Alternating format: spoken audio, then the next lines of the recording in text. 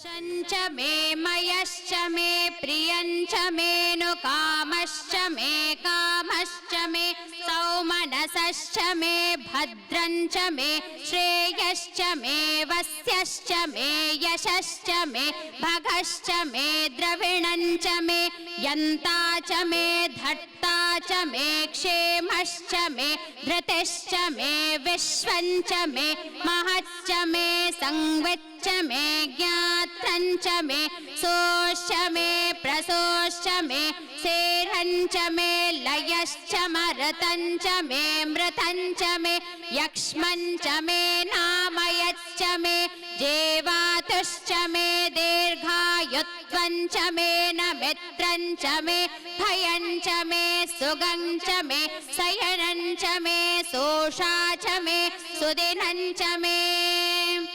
ॐ नमो भगवते रुद्राय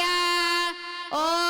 नमस्ते रुद्रमन्यव उतोत इषवे नमः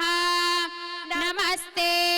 अस्तु धन्वने बाहुभ्यामुत ते नमः यात इषु शिवतमा शिवं बभूव ते धनुः शिवा शरव्यायातवतया नो रुद्रमृडया या ते रुद्रशिवा तनोरघोरा पापकाशिनी तया नस्तनुवाशन्तमया गिरिशन्ताभिचाकशेः यामि शृङ्गिरिशन्तहस्ते बिभर्ष्यस्तवे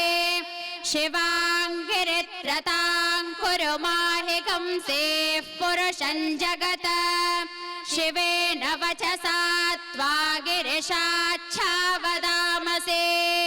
यथा नः सर्वमिज्जगदयक्ष्मगं सुमना असत अध्यवोचदधिवक्ता प्रथमो दैव्योऽभिषक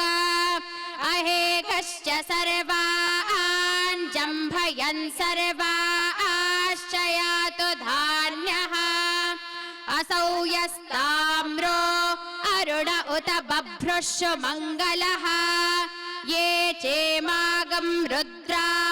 अभितो दिक्षश्रिताः सहस्रशो वैशागं हेड एमहे असौ यो वसर्पति नीलग्रीवो विलोहितः उतैनं गोपा अतृषन्नतृषन्नुदहार्यः उतैनौ विश्वा भूतानि सदृष्टो मृडयाति नः नमो अस्तु नीलग्रीवाय सहस्राक्षाय मेढुषे अथो ये अस्य सत्त्वानो हन्तेभ्यो करन्नमः प्रमुञ्च धन्वनस्त्वमुभयोरार्थियोज्याम् याश्च ते हस्त इषवः पराता भगवो वप अवतत्यधनुस्त्वगं सहस्राक्षशते शुधे निषेर्य शल्यानां मुखा शिवो नः सुमना भव विज्यन्धनुः कपर्दिनो विशल्यो बाणवागम् उत अनेशन्नस्येषव आभुरस्य निषङ्गथिः याते हेतिर्मेढुष्टमहस्ते बभूव ते धनुः।